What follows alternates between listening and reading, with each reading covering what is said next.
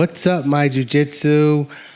Today we have my coach Alex again. What's up, guys? Ooh, that was a little loud. Yeah, time for part two. There's a lot of questions I didn't get to ask you, mainly about like old school jiu-jitsu and like what it's like training under a legend.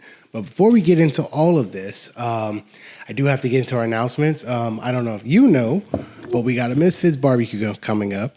That is going to be May 11th from 10 a.m. Wait. Nope, 10 a.m. to 12. Bet. And what's dope about it is a black belt breakout group. So there's going to be a bunch of black belts, and we're going to have like kind of a round robin seminar from these black belts. So if you're in the area, come on out to our barbecue black belt seminar, May 11th, 10 a.m. to 12 p.m. I didn't know about that. I'm actually excited, bro.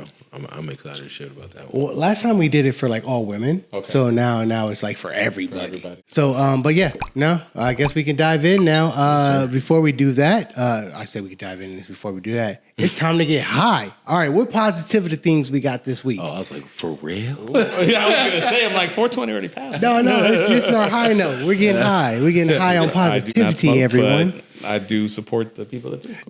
Look, I don't know how positive it is. I was talking to you about it earlier, but I figured out the question mark kick. You know, a lot of YouTube videos, a couple of conversations with some bad dudes. I figured it out for myself. It's not the greatest yet, but to my brother back home, I'm coming for you. Is this Archie? Is it Steve? Who are we talking about? It's Archie. Okay. Steve's a civil person. Me and Archie got beef. How'd you like how I entered that chat? Look, I didn't even see it yet. Let me look. No, so there's his old school in Los Cruces, New Mexico. We've been chatting back and forth when I do a virtual podcast with him, but he set up the group chat, and I was like, I heard y'all want that smoke. What's up? I didn't say what's up, but I said, I heard y'all want that smoke. So it was just, yeah. No, did you see how they replied? I think Archie sent you an Anderson Silva meme. He did. He said, bring that heat, bro. Hey, brother. Hey, we better watch yourself, sir. Yo, we were talking about this offline. I'll never be a lead if I'm not willing to throw myself in the fire with people that are better than me. But then, like, you'll never be a leader. You got CTE too, you know. So that is true. So keep your defense. Here's the thing. So Archie, Steve more so is like, no, chill. You call Archie out. Archie wants to be like rivals for life now. He's like, every time he sees you, nah, fuck all that high shit. Get your gear on. Let's do it. I like it. Those are always the best energy to have out, man. They keep you like, all right, man. There's a guy out there, man. He wants to train for me. I better get ready. Can't be taking days off. Yeah. I went to my brother's wedding. He's like, no, meet me at the gym first. You're laughing. I'm serious. I'm dead ass. Oh, no. That is where I met up with him, was at the gym. And then at the wedding, he brought out mats. He's like, any, yeah, dude. No shit. Yeah, yeah. That's my kind of wedding. That's my kind of. It. Just break them out anywhere and just go. Yeah. I disappeared during that part, bro. I'm not. I was say at a wedding. That's what I'm saying, dude. Like, did he have like extra clothes for you on the side or something? Like, yeah. He came prepared. Like bring your breakaway tux. Every time I go down there, he wants to roll at least once a day. He wants to. Yeah. What belt is he? He's a purple belt, but I think he should be a brown belt, honestly. Okay. I think he should be. Like, he's been training for a long time, but I think he keeps we're all family. He catches when the promotions are, and he doesn't show up. Got it. Oh, so he doesn't want to level up. I don't know what it is. I think he's comfortable where he's at. I can respect that, though. I'm comfortable where I'm at. When I talk to him, honestly, it's more of like, am I like a brown belt of like, am I like at that level for real? Like, I think he deserves it, but I think he feels like an imposter syndrome, which I don't. I've heard that from students before. I've heard students tell me, they're like, "Hey, don't promote me." I'm like, it's not up to you. Yeah. When you sign up at a gym, you should have faith in your instructor, even when it comes down to the promotions. You know. What do you think is the best way to like get over that kind of imposter syndrome? I think you should feel that for most of your jiu-jitsu career. It should keep you hungry. You know. Okay. I think every time I got promoted, right, like, you know, I was like, I got to train more. It went from training 5 days to 7 days to 2 a days. Because of that syndrome, you know, I was like, man, I gotta live up to this thing. This is now another level, you know.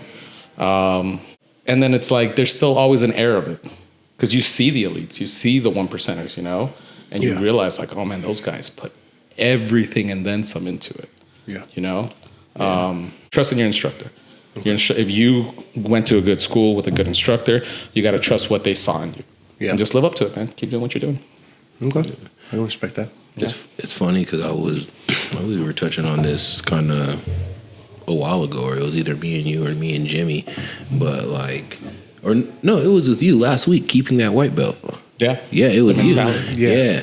So just keeping that white belt mentality and just kind of remembering like, there's always more. There's always someone else. There's always I think next level. You know, the whole thing, like the cliche, I'm a white belt that never quit. Black belts say that all the time, but it's true, man. Mm-hmm. You just like, once you get to black belt, you're like, all right, now it starts. And you start with like that enthusiasm of a white belt again. Like, let me keep absorbing. Let me start from fresh. Let me build a new game that I'm not comfortable with now at black belt. I think that mentality will take you further. And I got it figured out. Oh, I'm this belt. Nobody can touch me. I got nowhere to go. I know it all. You don't know it all. You don't. That actually gives me another question. So like, when you're a white belt, you get lapses in judgment and like you get stuck a lot. Like, how often do you think you get stuck as a black belt now? Like, do you still get stuck often, or is it something that only happens when you're like switching your game completely? No, definitely. I think this is why it's important for everyone to still like. So, for example, I still train at John Jocks as a student 4 times out of the week, and part of it is because I still want to keep training. I love to train. Yeah. When I'm teaching, my mindset is completely different. So. Yeah, man, there's still times I have questions and I go right to John Jocks. I'm like, hey, John Jocks. And then, of course, I'm like, man, it is that easy. Then I go to Forge, someone asked me a question, I answered it, they tell me it was that easy, you know? So it's like that student mentality, you're always going to have that. Especially if you love jiu-jitsu and getting better at it. Like, you want problems after a while. I think like that dichotomy is interesting. Now, as a white belt, you're like, man, I got all these problems. Man, I got to solve them. You know, as a black belt, you're like, man, I hope someone gives me like a big problem so I get this big solution and like this level up in my game, you know? They say, I use like track athletes as kind of like an example. When you first start track and field, you could practice for a couple days and maybe get 4 or 5 seconds maybe on your time. Yeah. You get to Olympic level, they're training for years for microseconds. They're training so hard just to get just a tiny taste of that level up, you know? Yeah. So I think with black belts, it's like the same thing, you know? So to find that, usually I tell them, like, man, stay training, have like an area for yourself, people that push you. And then like, you feel gratitude now when someone like, oh man, you gave me a problem, you gave me a sweep, you gave me something I couldn't answer. It's like nostalgic in a good way. Yeah. You know? I like that. And then another thing that you said that I think I've only known like 3 people that I've trained under that still like train themselves. Yeah. Like a lot of professors just teach. Go ahead. I think that's a mistake. I think you can get disconnected from your students in that way, because you forget what it's like to be a student, and it's 2 different worlds. You know, I see someone having trouble on the mats. I'm like, I was having trouble last week. I know exactly what you're going through. Come over here. You know, maybe I had, bad sleep one day and I was tired and my cardio wasn't good, and I see a kid dying. I'm like, kid's going through what I was going through. Come over here, man. This is how I solved it, you know? Yeah. So it's easier to stay connected to your students if you are still a student yourself. And I think treating jiu-jitsu like a job is a little bit of like a little, I'm trying to find the right word for it. Treating jiu-jitsu like a job is a mistake, basically. Okay. Like as an instructor. You show up, the stress of the business, the stress of all the other outside things off the mat, they change your persona a little bit on the mats. And your role in the gym starts feeling different, you know? Yeah. But when you train as a student, you feel that good feeling that jiu-jitsu gives you, the mat therapy, all that good stuff. And you remember that's what's important here.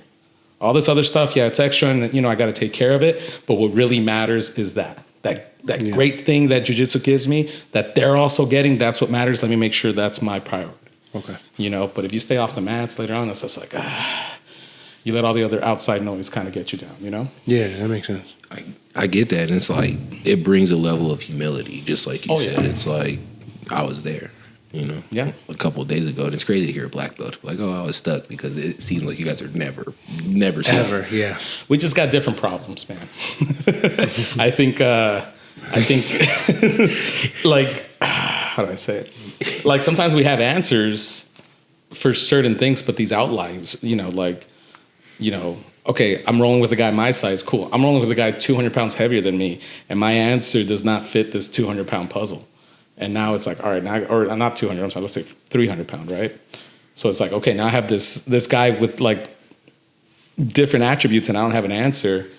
So that's where you go to your people, you know? You start breaking it down. You start looking for answers. You ask your instructor. You ask the people around you, you know? I had a question. It's like the last podcast, you said that you went to John Jocks and you knew that's where you're going to be forever. How did you know? Like, what was it about John Jocks that like made you want to stay? Oh man, I might get a little heat for this. Hey, we don't have to answer. I believe like there should be different environments. They don't have to follow the same thing. But when I walked in and there was no warm up, I was like, no warm up? What? Yeah. Like we don't have to do cartwheels? Another round of hip escapes? No way! I didn't get it the first year I was doing this. Yeah. It was that to me. I remember that hit me right away. I was like getting ready. I'm like, all right, this warm-up's probably going to be crazier here. You know, let me stretch. Yeah. Man, I get there and right into technique. I'm like, what? And then I remember the explanation, the technique was amazing. I'm like, oh, right away. You know, the clouds parted. I'm like, okay, this is jiu-jitsu. Cool. And then it got hard. Then when free training started, oh, that's why we don't have a warm-up, because the rounds were insane. Every round was a battle, and it was good, and it was technical. People were throwing stuff at me that I had never seen before. Yeah. You know? And afterwards, everyone was cool. And then I'm looking around, and there's black belts around. And I'm just like, all right, yeah, man, this is it. This is it. Like, that sounds crazy. Perfect. Very few gyms that I've walked into, and every last blue belt has gave me something else to worry about. Like, usually it's like one, maybe two. It's like, but every last one was like, oh, can I beat you with my athleticism? Like, I had to, like, second guess. And obviously, I play down anytime I go to a new gym, 100%, just out of respect. I don't know who you are. You don't know me. While I want the competition, I want to win, I also want to have a better relationship with you than be that guy that comes in and be like, oh, well, he wants to fight and go to war and he has an ego. And there ain't no way in hell I'm doing that in fucking John Jock headquarters. That's stupid, bro. Yeah, still put my ego away right at the door. I mean, in the car. Yeah, on the drive. Fuck that. I will say at that time, too, there was so I came up, you know, you guys have the guys you come up with, you know? Yeah. And two of the guys I came up with are Eric Medina and Joey Haas. We're all black belts still, you know? So we went through the journey together. And I could tell tales on tales just being on the mats with those guys. But when we were blue belts together and you came to visit, it was like, hey, man, I'm going with them first. No, man, I'm going. Like, we were so hungry. We wanted to be tested. Yeah. If someone came in with like a higher belt, like, let's see what's going on. And there were some legends that came in and destroyed us. Don't get me wrong, you know? But there were some guys that came in and were like, dude, how does this guy have a black belt? Yeah. I remember specifically, we had 3 black belts visit one time from another state. I won't say anything more than that. And after we were done, we're like, dude, what the fuck? These guys, where did they get their black belts? And then we realized, like, oh, there's levels. Yeah. Like, we're spoiled. We're at a great school. Mm-hmm. Everyone's, you know, we're getting the best. And then as I got deeper into the culture, then I realized there's guys with, like, fake belts out there.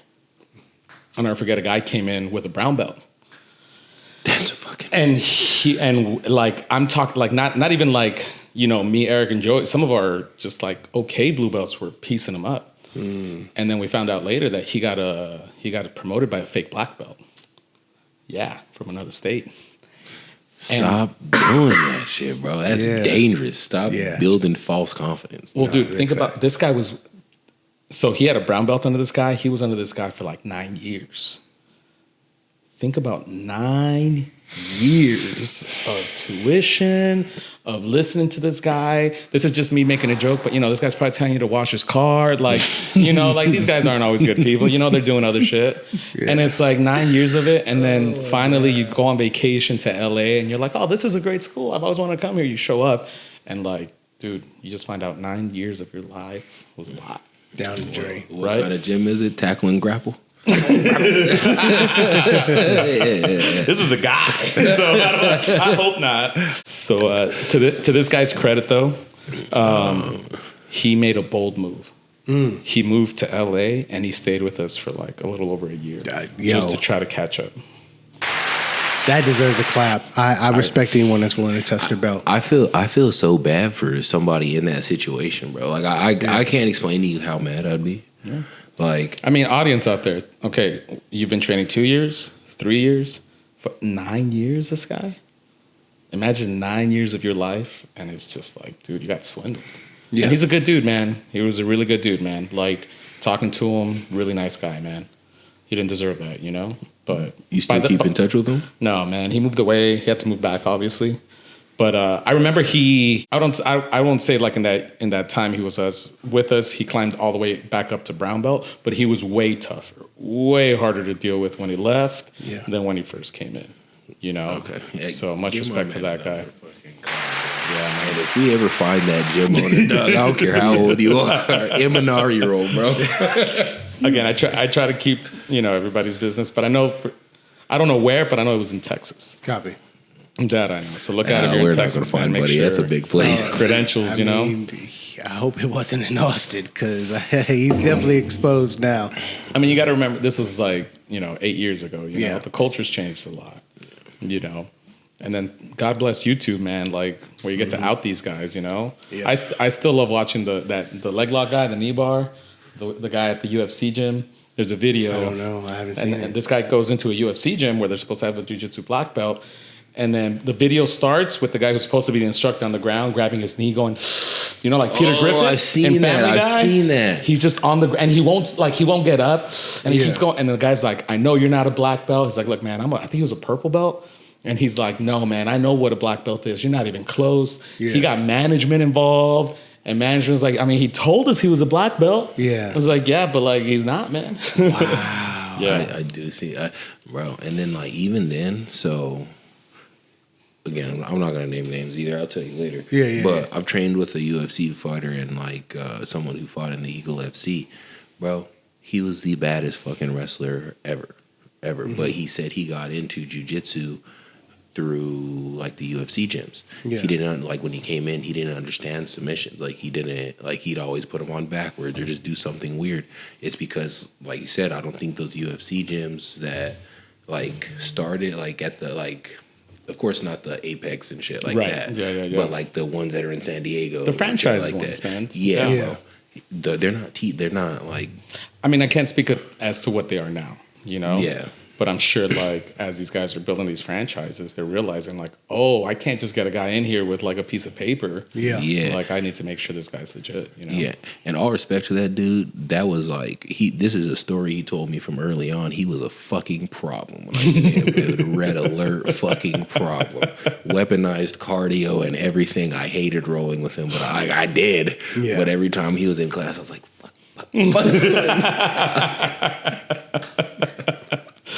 Look, man, I think what's funny is I try to warn people about the Dagestan wrestlers that were going to come into MMA. Mm-hmm. I try to tell people, and it's like that thing, like no one really listened, right? I went to Thailand, to Phuket, and somebody told me about a street there called Tiger Street, where Tiger Muay Thai is, Phuket Top Team, and a bunch of like it's just like a workout like street, just all fighters. Yeah, like like not just fighters. Like if you like CrossFit, any kind of fitness thing, you'll find on that street at a high level, right? Okay. So I go to Tiger Muay Thai, and they're like, I got to see Valentina Shevchenko. She was just there training. Oh. And I got to actually drill the technique with her, and afterwards she's like, I like the way you train, you know how to do jiu-jitsu, like let's train, cool. She had her MMA gloves on at the time, right? Yeah. So me, like, friendly jiu-jitsu, I sit in my butterfly with my hands down, whopped me. I was like, oh, MMA jiu-jitsu, cool. So then we're rolling afterwards, and I get it now, strike two. And like I could do it, but I go home, and they're like, what happened to you there? I'm like, I got sucked by Valentina Shevchenko. It made me an instant fan that day. I'm like, every time she was on, I'm like, let's go, Valentina. Yeah. He does not like Valentina Shevchenko. She is not pretty or beautiful or attractive. DJ never said anything like no one's even looking at her. DJ doesn't even have eyes when it comes to women. It's like in the video games where it gets blurred out, you can't see the person, or like the episode of Black Mirror. Did you ever see that? Yeah. Anytime a woman walks past him, that's what happens. Bro, just pixels. Bro, I like my life is blurry other than like work, jujitsu, and then my lady. Of course, of course. Yeah. I don't even see license plates. What is that? Check out part 1 if you don't understand what we're talking about right now. Towards the end. So Muay Thai. Actually, I'm sorry. Let me finish. No, go ahead. I was still going back to that. So then I'm sorry. So I'm there, right? So then after jiu-jitsu, there's a wrestling class. And I see these dudes with these beards coming up, you know. I'm like, okay, cool. They all have the same beard. Were they like part of the same team? Yeah. And then I see them start wrestling. And I've seen wrestling like here in the US, right? I'm like, that's fucking different. That's not like what we have over there. And it was palpable. When they tied up, like there was an energy of them just like they weren't giving up an inch on the ground. Or I'm sorry, on their feet. Yeah. Like they were fighting for a small angle for anything. And it was like seeing two bulls lock horns. Ooh. Started asking around like, yeah, man, these are the new MMA guys coming up. And I was like, yo, man, how do you train for that?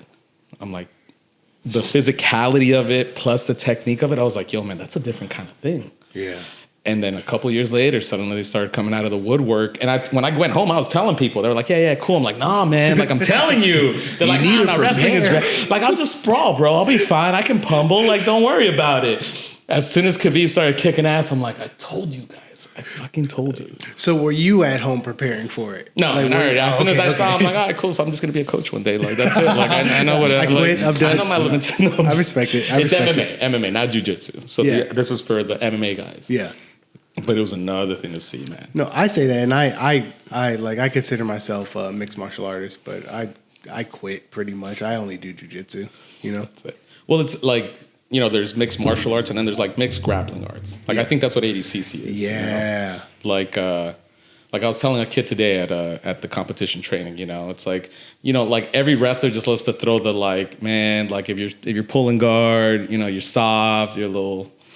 I just told myself I wasn't going to cuss, but you guys get it, right? No, I get it. You a little bitch if you pulling guard. I say it for you, sir. I got you. Right? I pull guard sometimes. And it's like... I was about to say, I pulled guard 2 days ago. There's nothing wrong with it, right? Dude, this is jiu-jitsu. Even if you're doing nogi, ADCC is mixed grappling arts, you're going to get guard pullers. Yeah. And I like Mo's response to that. Learn to pass a guard, man. Yeah. What do we do? We're not doing wrestling. We're grappling. There's different arts, man. You don't just like you got to get out of your comfort zone, learn how to pass and dominate from top, right? Yeah. No Diddy. But yeah, you know. So it's just like when I see these guys talking about like, you know, like wrestling's all you need. No, man. Just like mixed martial arts, you need mixed grappling arts. Yeah. And then like my other thing is like, hey man, you want to go into MMA?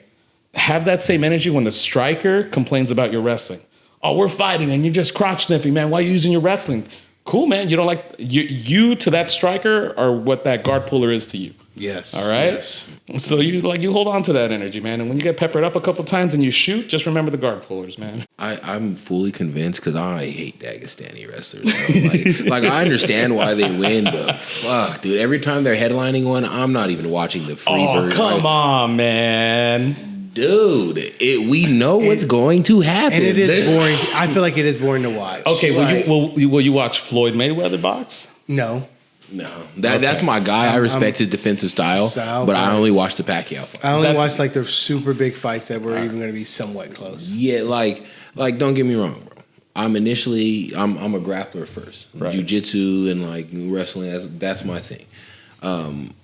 But I'm not watching somebody get knocked the fuck out. I'm not even gonna lie, bro. I'm trying to. That's what I got into the UFC for, bro. Or like crazy submissions. Like if they were throwing submissions, I'd feel better about it. Yeah. But they're like Khabib threw a nice one on Gaethje, man. What do you mean? Mounted him, triangle to armbar, log up the triangle. These other dudes aren't doing that. Like there's 15 of them dominating. Got a good Kimura in there somewhere. There's 15 of them dominating. I'm trying. And then I'm just convinced that they just have some ultra large doesn't talk 245er right now just in the woodworks that's going to emerge in like a year and a half. I agree. Sierra Gone is out the UFC. That happens, you know. I mean, look, you know what? I gotta. And if you don't, give me a call. Yeah. No. I'm biased because of Khabib's dad. He's actually like I look up to people as coaches too, and that guy that's a coach right there. That's an instructor. That's like a guy. Like look into his background, you're like, oh fuck, like smart dude, was a high level like sambo guy, and then just like had all this education, had all this knowledge from striking. I'm sure, or from sambo. I'm sure he could have done a lot with that. He went back to his little town in Dagestan, and then he just like created a village full of monsters. I think there's a little documentary on YouTube about it, and it's like in just that little area, there's like an insane amount of Olympians that came out of there. Okay, So instead of like going to a big city, he went back to his little town and just like, all right, town kids, like you got nothing better to do anyways. Let's get great at grappling. Let's get great at sambos, MMA. I want to do that in Africa with jiu-jitsu. That's like that's my dream. People come to me with their dreams, like I want to do this. I'm like, all right, man. There's a little kid in Dagestan right now. He doesn't have anything other than this. Are you ready to train harder than him? Do you like to drink? His religion tells him he can't drink. You like to womanize? His religion tells him he can't womanize.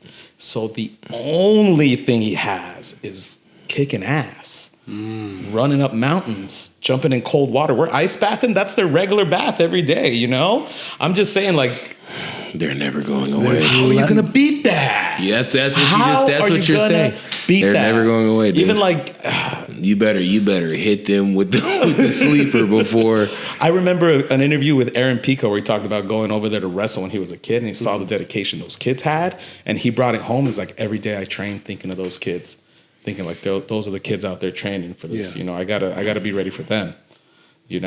Like we're soft here in the U.S., man. We are. We're soft. Oh yeah. Honestly, low key, Europe's taking over basketball. No shit. Like, so it's like this. It's like immediately right now, no, the USA is probably going to win the Olympics again. But two of the best players in the NBA right now aren't from America. Three of them, actually. Okay. One's from Paris. One's from Lithuania. Two of them are from Lithuania. Nikola Jokic is like a 3 or 4 time MVP now. Everyone, why do you think that is? Because they focus on the fundamentals, and dudes out here are just like, as soon as they realize I'm athletic as fuck, they're like, watch this fucking windmill right here, girl. What do you mean defense? It's the difference between men and women in jiu-jitsu. Same thing. I still think jiu-jitsu has like a lot to evolve, a long way to evolve. Yeah. Like right now, like the U.S. is great, Brazil is great, parts of Europe, Australia, but I'm curious to see how like. Because we touched on wrestling, right? Yeah, just get a Muay Thai coach out there, damn it, shit. Now, like I think there's gonna be some of these guys that are gonna like, all right, they have wrestling dreams, and like maybe they fall short. There's only so many spots on a team, and they're gonna start funneling their way over to jiu-jitsu, man. Yeah, and then I think there's gonna be some like Danaher type characters out there over the next couple of years that can take a guy like that and be like, okay, let's out on your submissions, let's work some bottom game, and like. Let's go ADCC, And that's where I'm trying to fit my void into at some point. Speaking of like competition jiu-jitsu, you see one's having like a championship match between Mikey Musumeci and one of the Ruotolo brothers. I think it's Ty. I'm kind of excited about that one. Man, I thought it was like fake news for a second. Same. I thought it was a joke. Yeah. No, but it's true. Mikey's a cold dude, but so is Cade. I honestly, it's hard for me to pick. Was it Ty that did like, man, he was getting taken down. He tried to do like a switch. Then he pulled guard and hip bump sweep the guy instead. Bro, they're twins, and I'm not around them enough to tell the difference. And usually on the thing, it just says Ruotolo. Right. I'm sorry, but they're some fucking bad dudes, bro. Dude, you know what'll upset you is seeing like videos when they were kids and how good they were as kids. When they were like orange belts, and the stuff they could do as orange belts, you're like, that's like a little black belt right there. And then now I'm like, think about like at 18, 19, they're like this, because I was getting worried. I moved to California in like 2016, 2017, bro. I used to see them, like I was in San Diego, I used to see them at the beach, bro. They didn't like, I feel bad. I feel bad for people who don't fucking know. That's what I say. They tried to punk them because they saw these little kids? Yeah, especially because, like, they're brothers, bro. Yeah. And they're both trained fighters, and they like just because you think they just do jujitsu, they don't just do jujitsu, and they used to bang with each other.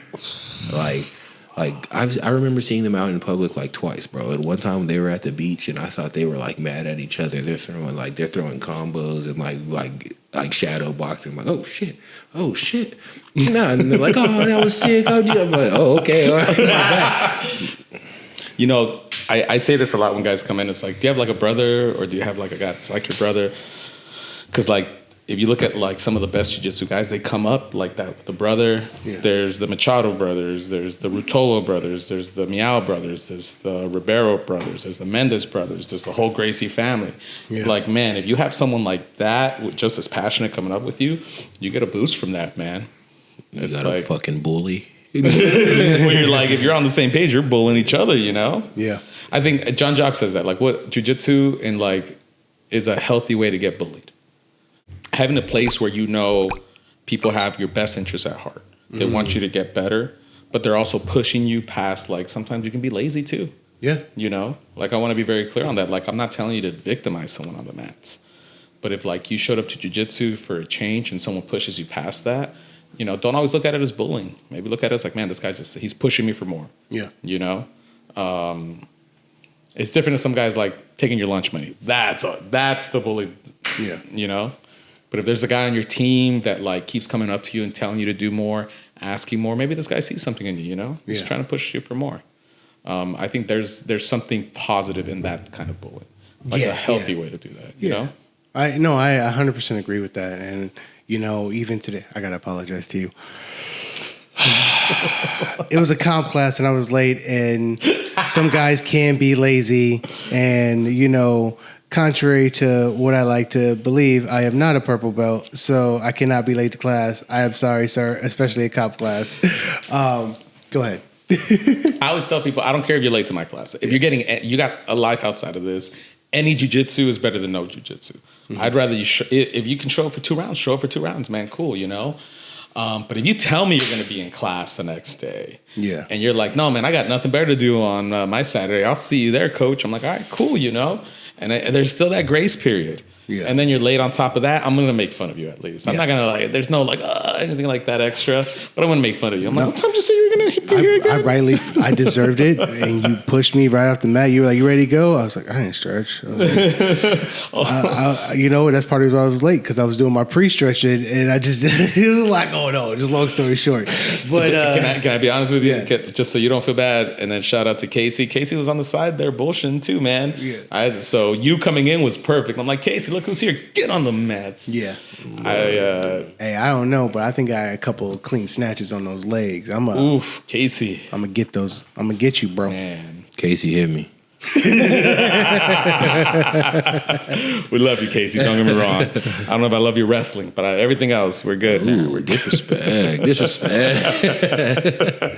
just told the world how to beat him. No, I just made sure Casey works his wrestling from now on. Exactly. He's like, oh man, he told everybody. I told you and I told DJ offline. That was the one thing I was like, if I could beat him in wrestling, I might be able to get him. I think he's seen a wrestler before, you know? Yeah, no, big facts. Like, he definitely has. If a single or a double leg was going to take him out, it would have taken him out by now. No. You know what I'm saying? No, you're big facts. Like, he's got some stuff. Don't get me wrong. I'm just talking like if I took jiu-jitsu rules out of it and made it pure wrestling, you're like, damn, this guy's a jiu-jitsu guy, right? Nah, but see, if I could do wrestling and I could just pull a, come on, get up. Let's get up. I ain't going to your half guard. Get up. Come on, let's go. But then I'm going to be like, man, learn to pass a guard. What are we doing? Hey, if I could get one takedown, 2 points, I win on points. That's a win in my book. I'll take it. No, man. I let me give him his due, because I can already hear him going, man, come on. He did a comp chain a couple weeks ago, and there was a portion where, like today, you know, you're starting standing. Yeah. And he was able to like stand up with some good wrestlers, you know. Yeah. He did his thing. I wouldn't call what he did wrestling, like traditional wrestling, but like he pulled it off. Yeah. No, look, I'm talking mess because like at the end of the day, that's my brother, right? Like I'm talking mess. This is the healthy bullying we're talking about. The healthy bullying we were just talking about. No, he's solid on his feet, and it's not easy to even get to a position to even take him down. I have mixed feelings about wrestling. Like, so here's the thing. I figured out enough of body positioning to know, like, maybe I shouldn't do that. Maybe I shouldn't do this. You know, I figured out 2 things I like with a single leg, double leg. Cool. Not a wrestler. Do not put me in with that, because if you tell a wrestler that I'm a wrestler, they're going to be like Rico. And make my life hell, bro. Yep. I've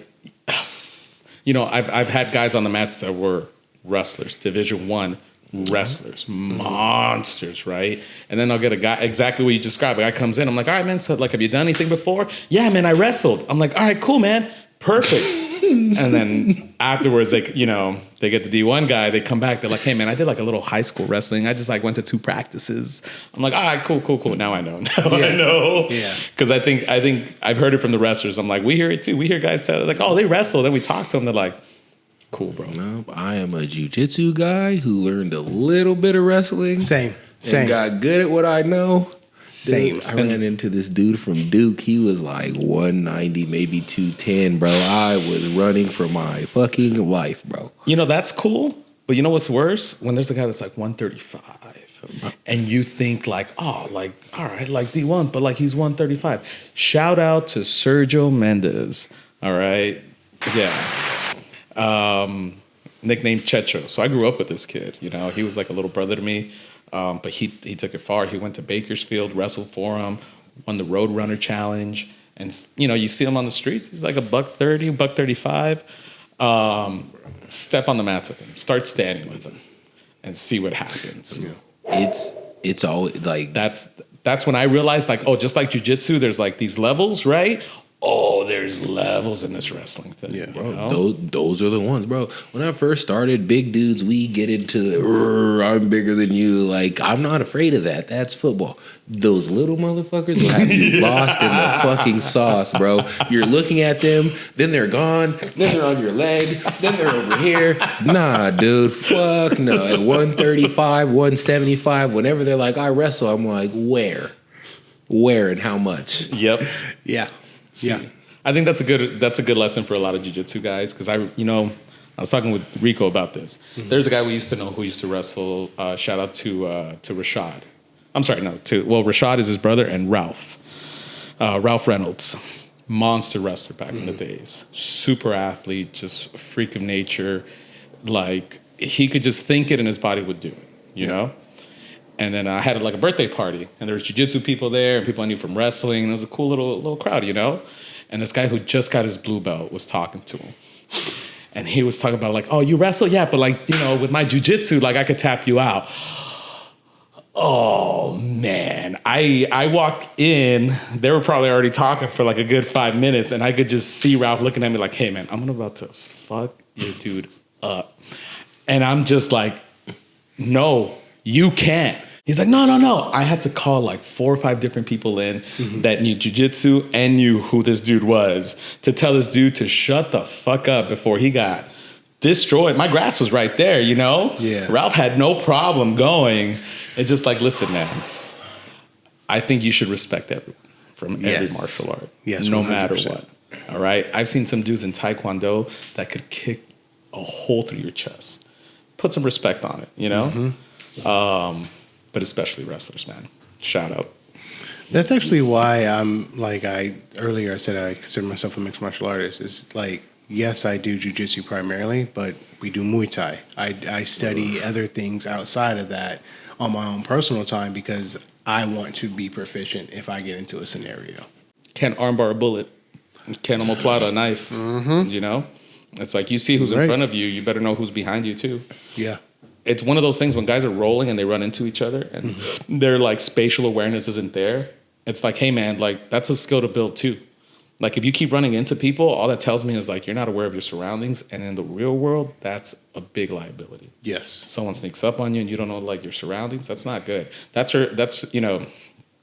especially if you're looked at as like, oh, that's the martial arts guy in the group.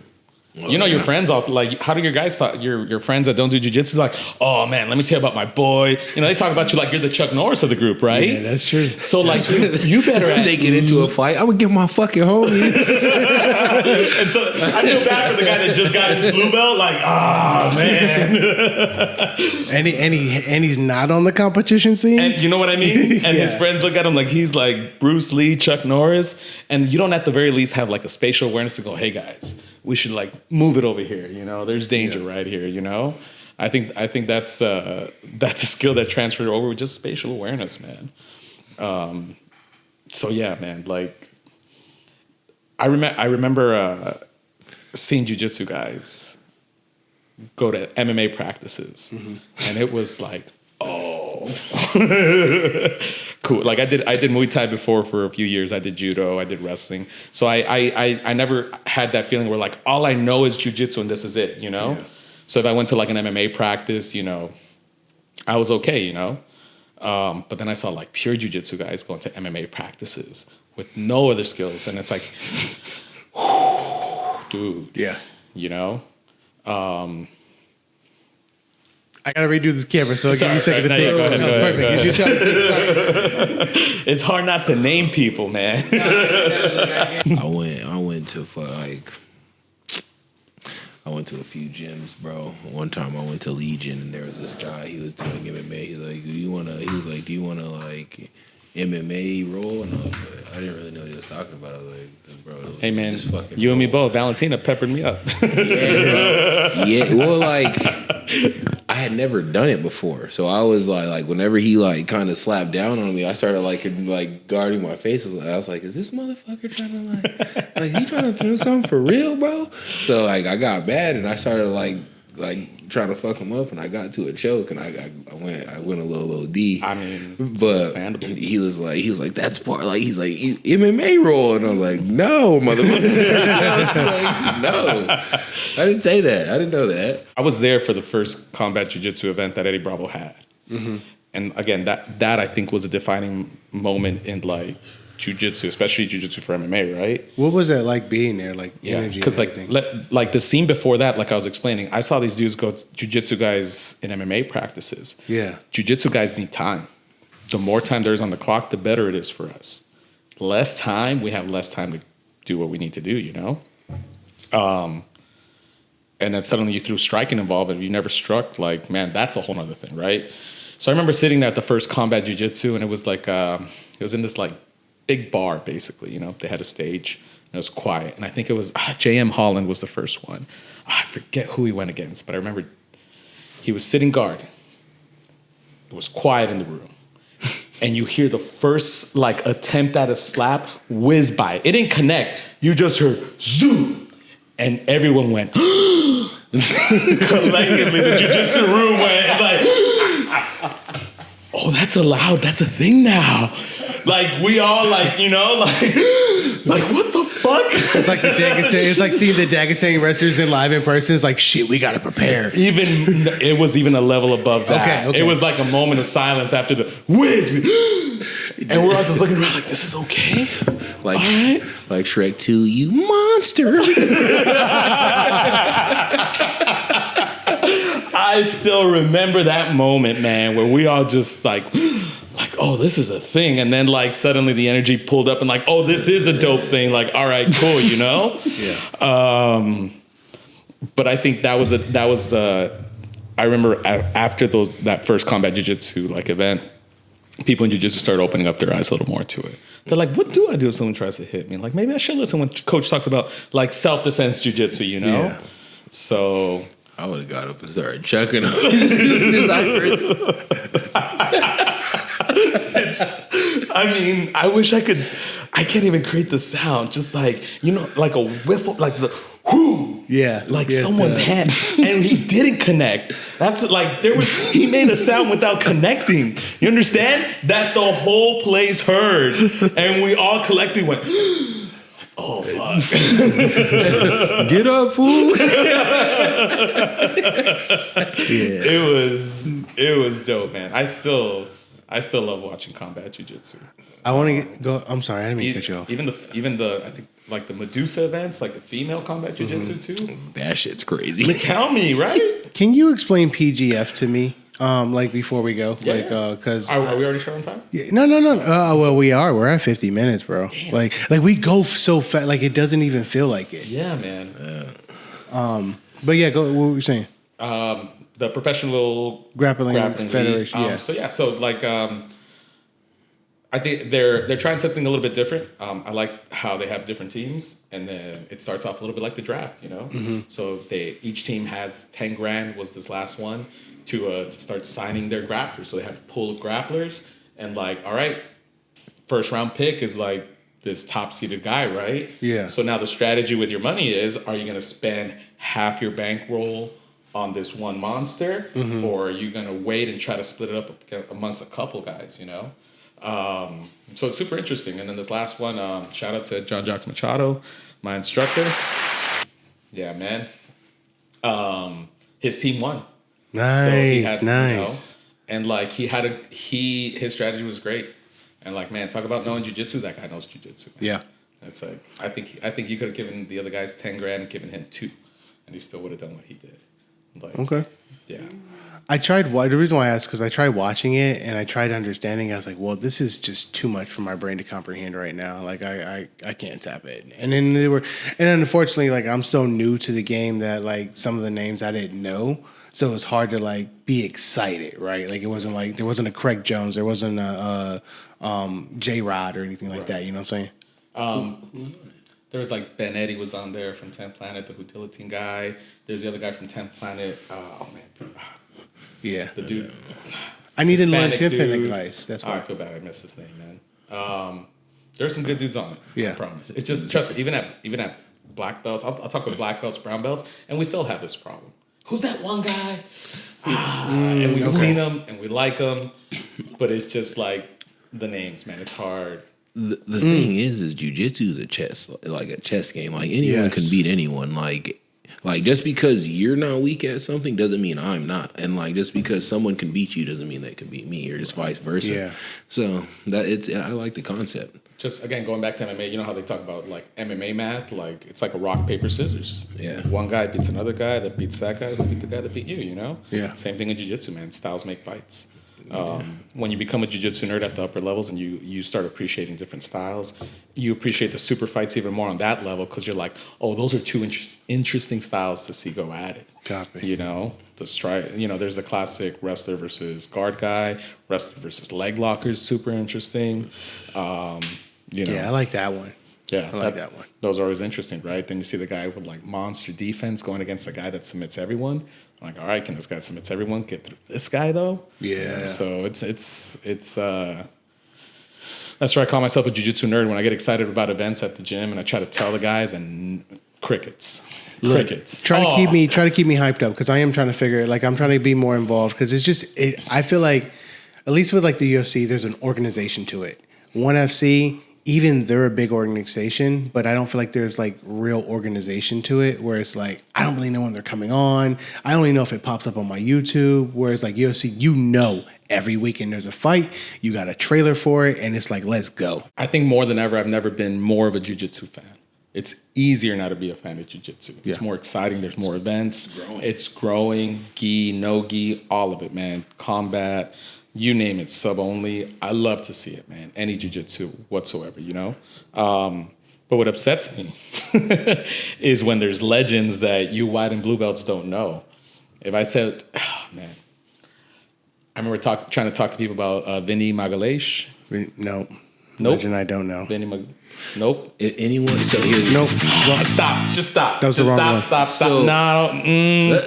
Look, I got in like 2015, man, 2016. He was still relevant at that time.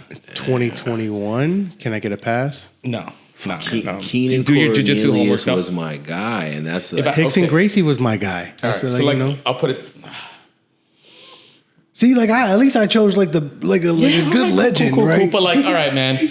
Like, if I name some obscure guys in other pro sports, you would know who they are. Like, it's like, you know, do you know who Charles Barkley is? yeah. So I know who Okay. I know who Jeff Glover is. Dude, Vinny Magalhães was throwing flying triangles in MMA. He was like one of the OG monster jiu-jitsu guys in the UFC. I know who Jeff Glover is. Does that count? He's a beast, and I love him to death. Don't get me wrong. And that's like, all right, we're on our way. Okay. But like, Terere was the one that upset me. Did a what? Terere. Kids, get your notepads out. All I'm right. familiar, but I'm not gonna butcher his name. And I'm telling you, it's not ours. It's, what is it? Bees? Because it's Portuguese. Is that what it is? This is Terere. Oh, okay. Terere. Is he Brazilian? Yes. Okay. I hope that there's some upper belts laughing their asses right now. No, because ours are eight. This is the struggle we go through, trying to level. Yeah. Like, you guys need to know about these guys, man. They were legends back in the day. I'm gonna look them up. Right? I promise. I mean, I think that's where I give my instructor like a lot of credit, because people still know who he is. You know, like he is a legend at that level where like he's gonna be timeless. You know. Yeah. But that being said, I still feel bad for some guys that I looked at. I'm like, dude, this guy should at least, like, trying to think of another one that, like, there's some of the, man, I mean, if I said Marcelo Garcia, some of the guys would go, what? Who? Okay. I'm like, you don't know who Marcelo Garcia is? I know who he is. Somebody recently told me, like, yeah, man, I just saw, like, one of Dean Listener's first fights. Or one of Leo Vieira's first fights. I'm like, dude, these guys were like monsters back in the days. Like, you have to go back, man. You know who Jeff Glover is? Bill the Grill Cooper. I know.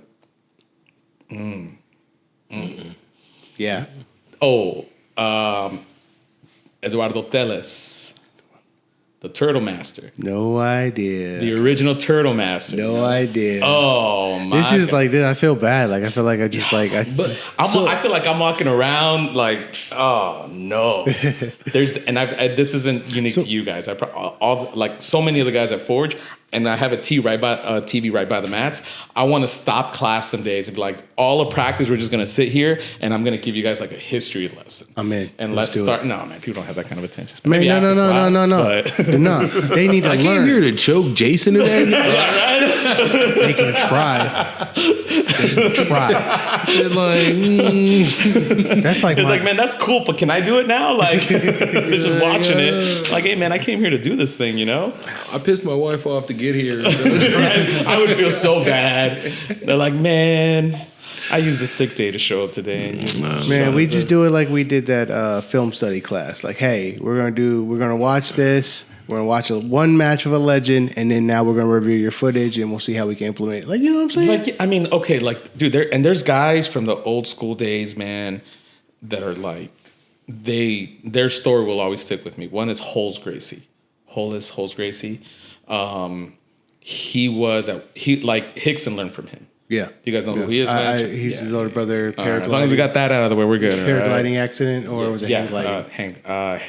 I always get those two confused. Yeah, me too. But, the one where you're strapped up to the triangle-looking thing. Either way, rest in peace. Rest in peace to the legend. Yes. But like, I remember hearing a story about one of his students talking about him. I read it online.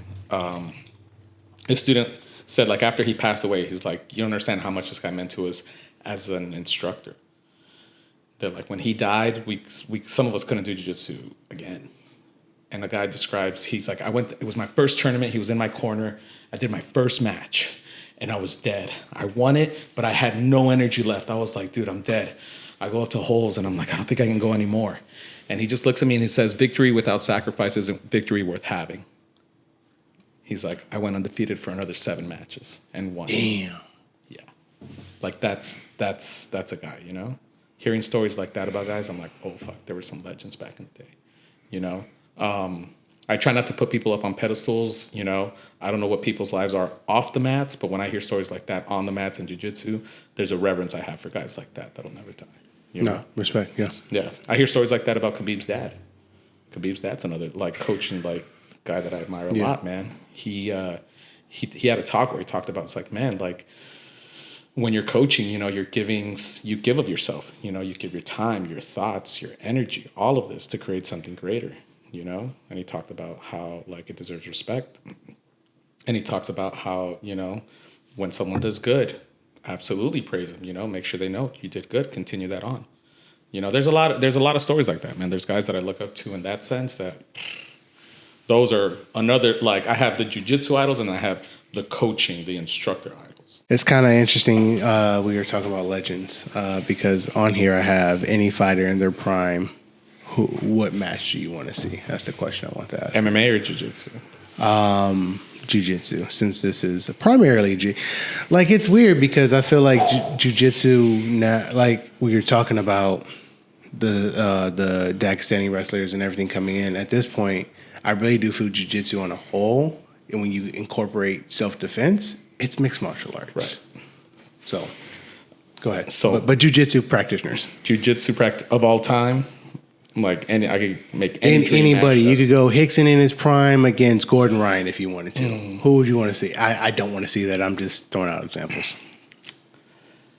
It's gonna sound a little biased too, but John Jock. Yeah, for sure.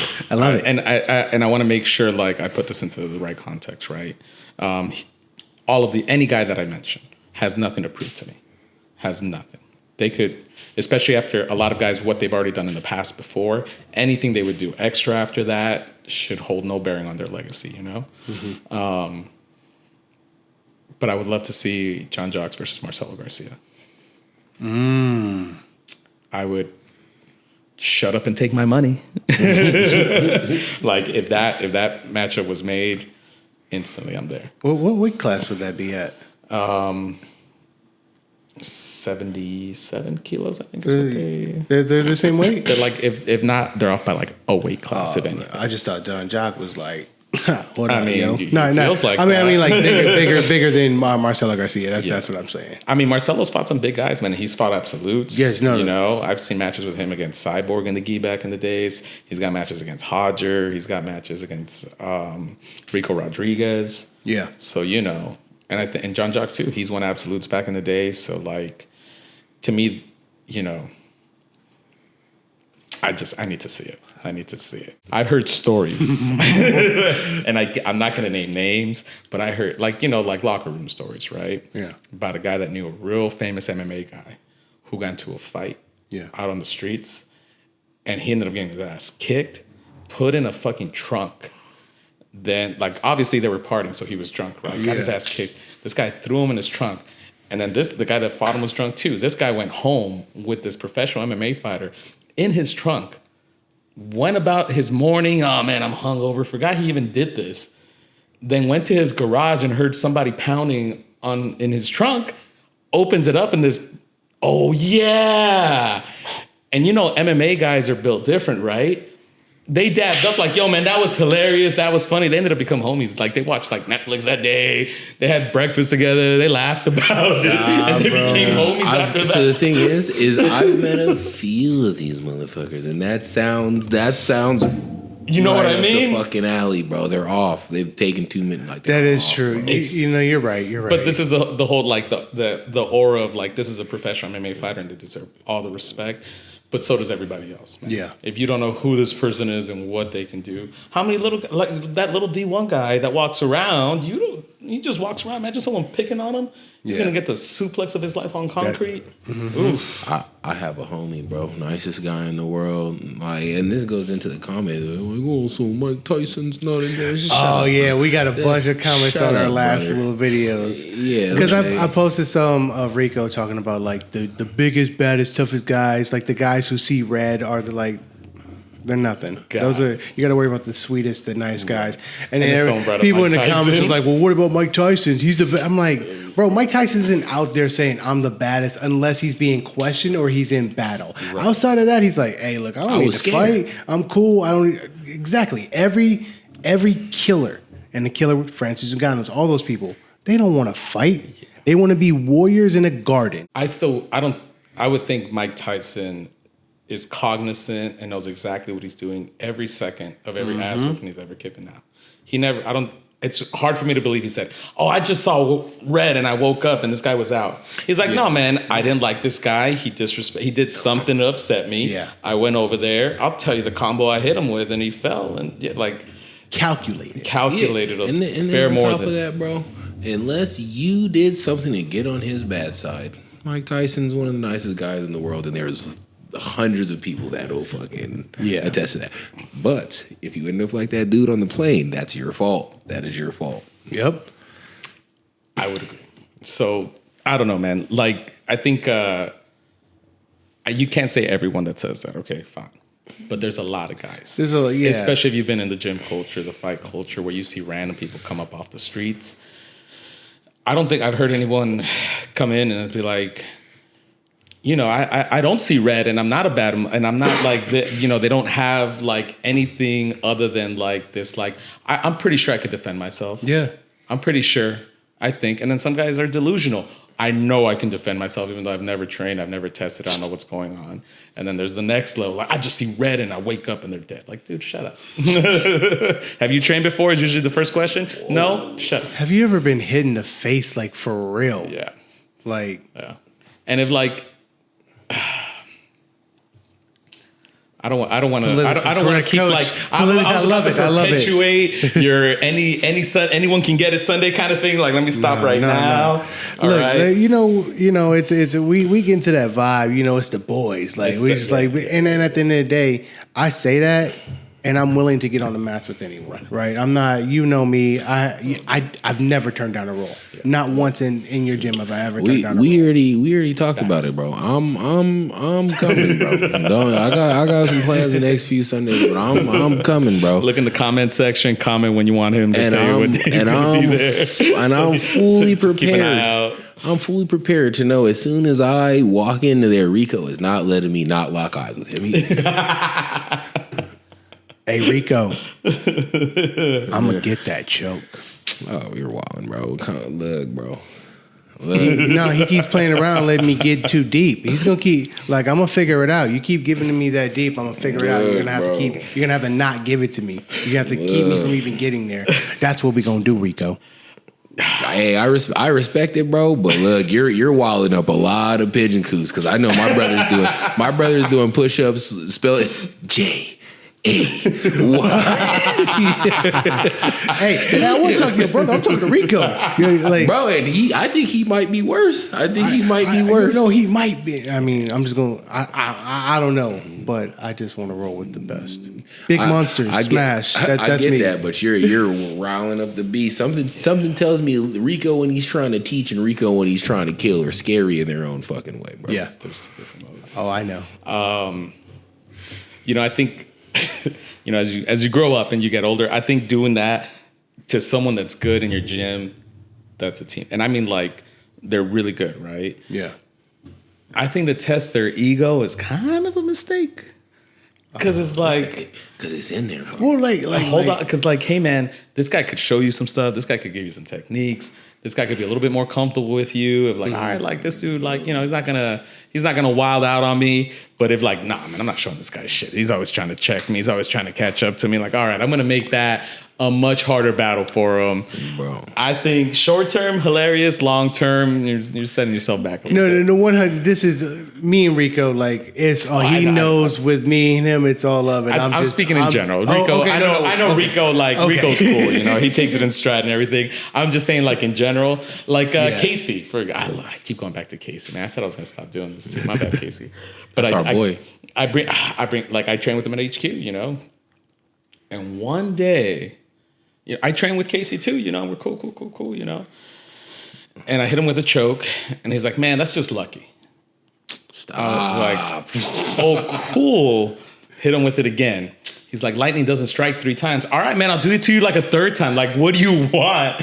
And now it's like, I hope he's like, hey, coach, what's like the defense of that? I'm not showing you shit, man. Like, lightning's going to keep striking 3 times around. Do you hear most of the shit I talk in rolls? It's more like, Jay, move his head. Like, get up. Like, you're down 2 points. Like, move faster. Like, breathe. Like, that's the most of the shit I'm talking there. That's much more productive. But I love both. Like, all in the air of, like, you guys being homies, Yeah. I think a big reason why at Forge I let, like, the trash talking fly is because, man, like, I'm probably one of the worst ones at HQ when I'm with someone that I've been training with a long time. Mm-hmm. It's like, shout out to my friend Evan, man, Brown Belt Evan.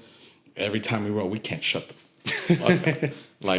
I feel bad. I'm like, man, we should really shut up, but this is a lot of fun and we can't, And so I was like, all right, Evan, what are you going to do? Explode again? That's cool. What are you going to do? Explode again? You don't got anything else but this? Like, we know each other's games so much. He's like, oh, what are you going to do? Hit me with another Kimura? I'm like, motherfucker. Yeah. That's exactly right. Yeah, But exactly. like outside of the technique, that camaraderie, that like thing, I think to me is a valuable part of jiu-jitsu. Yeah. So that's why I let it fly at Forge. I'm like, I like seeing you guys push each other. I like seeing the trash talk, you know? I think it makes for a better time, man. Like, I don't understand the concept of like showing up to a gym and having to be sad. Yeah. It's like, I'm what, like if you came to Forge and I was like, hey, you can't laugh here. Are you paying money to be sad? Like, no, man, you're paying to have a good time. If I see you laughing, joking, and having a good time, and of course getting better, Yeah. I'm good. Yeah. So to tell someone is like, hey man, stop laughing. I'm like, hey man, like, you know, if he's getting ready for Worlds, I understand. If it's a comp class, if it's a more serious environment and you need to like, you know, crack the whip, cool. Yeah. But like on the day to day, man, if you're stopping your students from having a good time and laughing and like enjoying their time there, I think that's backwards. And That's kind of weird too. Like, go ahead. why do you want so much control over someone? Like, because in reality, you're teaching the lesson, bro. Like, you're teaching the lesson, and when they're kind of working it out together.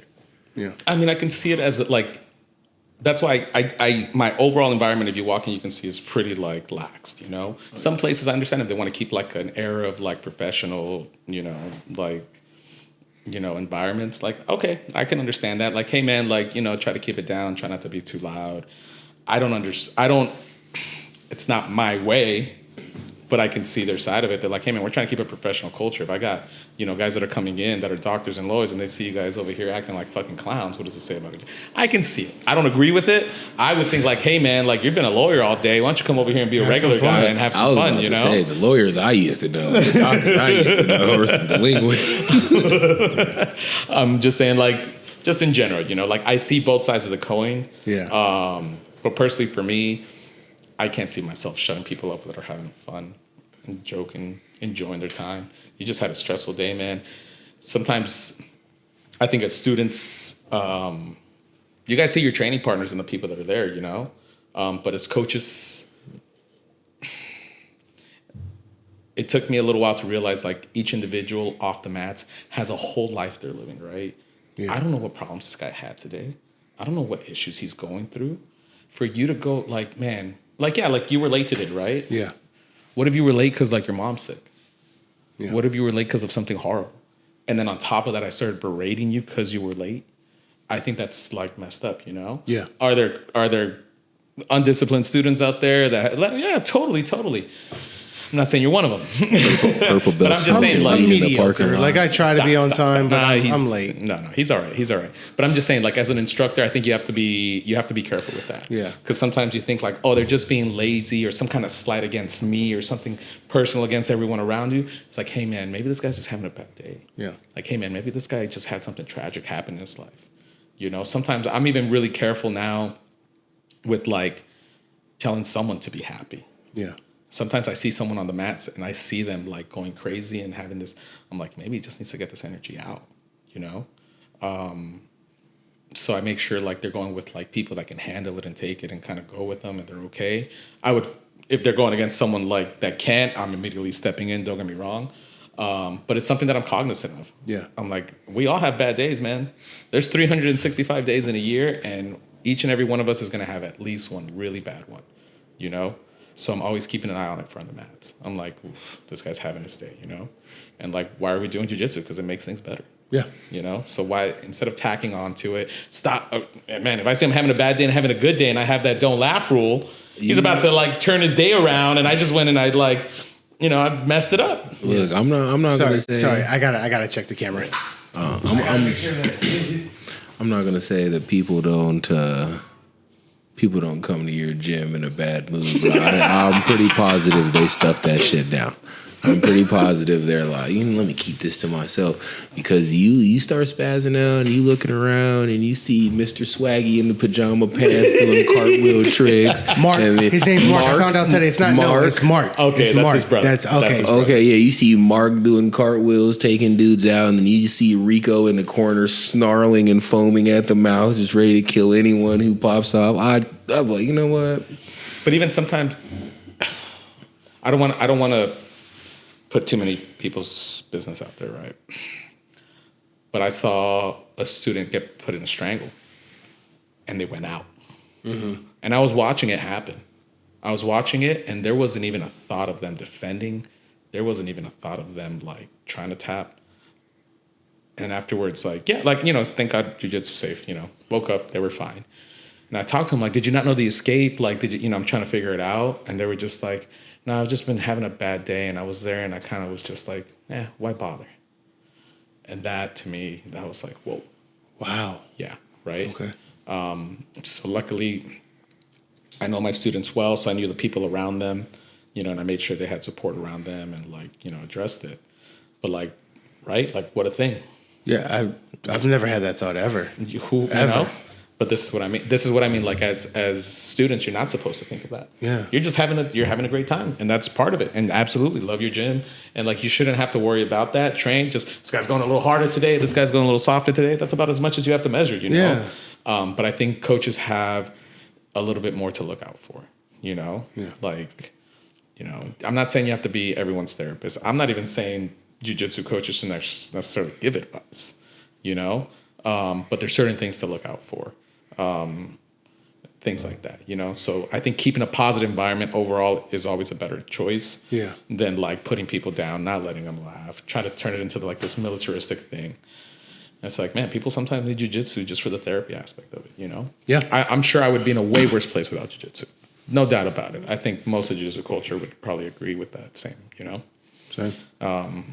Yeah, not to get too dark. Sorry, guys. No, you're good. Like I know it gets a little.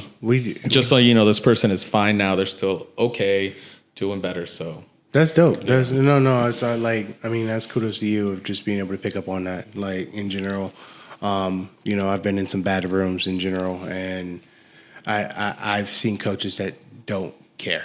Like just don't even care that.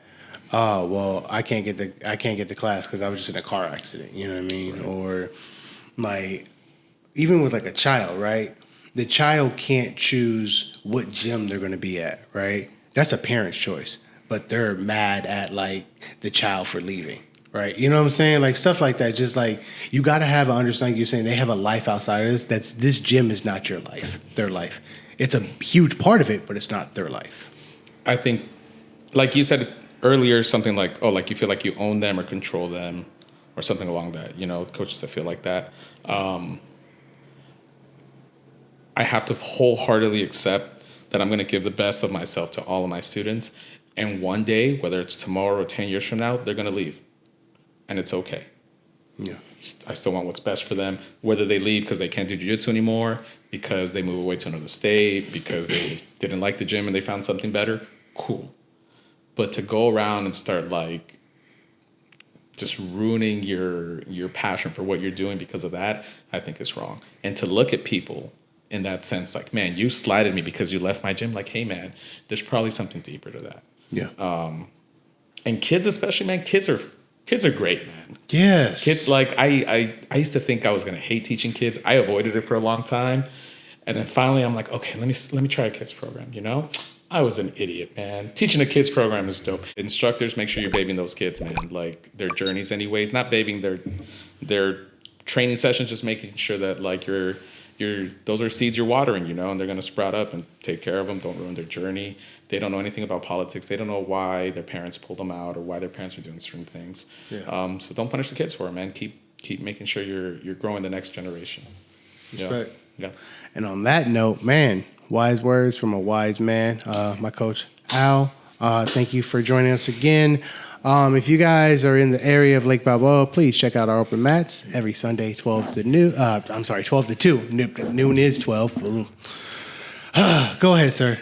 Hey, what I am going to say, bro, now that we're closing out, I didn't get to talk to you the first time I went to Forge, and like ultimately I was looking for like Muay Thai. I still want to train, but bro, your fucking passion for martial arts and jiu-jitsu is infectious. It is infectious. So anyone who's in the area, anyone who can, like if you're in LA, bro, go to Forge. Yeah. Thank you for that, man. On our final note, just again, reminder, check out our open barbecue open mat at Misfits. That is going to be 10 to 12. I got that one right this time. Yeah, 10 to 12. May 11th, that's going to be after May 4th, which is Star Wars Day. May the 4th be with y'all. Gang, gang. Yeah. But with that, we out of here. We tapping out. I'm going to tap out. DJ. Like, comment, subscribe, and do not just pull up to the gym. Let us know. Let us Come by, know. man. I'll I'll give you by. DJ's address. Just fucking around. Just come by. Let us know ahead of time. We got shit. Yeah. No, give him my address. I got Matt's. Let's go. Do not give him my address. Only black belts. Only black belts get my address though, because I'm trying to learn. You'll get bit in the ass by my dog before you get to me. All right, y'all. Stay blessed. Thank you so much for tuning in. Peace.